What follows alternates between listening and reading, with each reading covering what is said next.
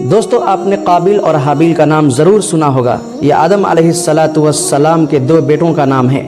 قابیل یہ بڑا بیٹا تھا جو اپنے ماں باپ کا نافرمان تھا، اور حابیل یہ چھوٹا تھا جو اپنے ماں باپ کا فرمانبردار تھا، اور آدم و حوا علیہ السلام کو بھی اس سے زیادہ انسیت تھی۔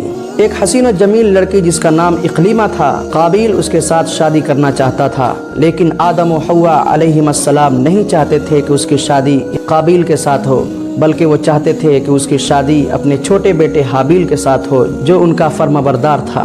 اللہ تعالیٰ نے دونوں کو حکم دیا کہ وہ دونوں قربانی کریں اور قربانی کے گوشت کو لے جا کر پہاڑ پر رکھ دیں۔ پہلے زمانے میں آسمان سے آگ آتی اور قربانی کے گوشت کو جلا کر راکھ کر دیتی۔ یہ قربانی کی قبولیت کی علامت ہوا کرتی تھی۔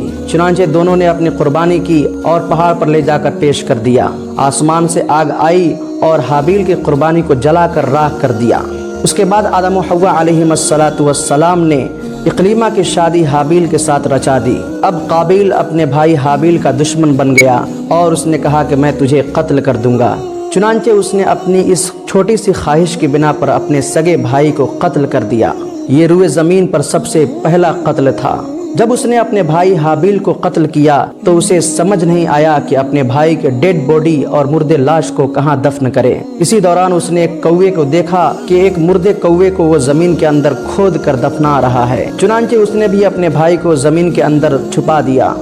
بخاری شریف کی روایت ہے، اللہ کے رسول صلی اللہ علیہ وسلم نے ارشاد فرمایا، لا تقتل نفس ظلما الا كان على ابن آدم الاول كفل من دمها لأنه اول من سن القتل۔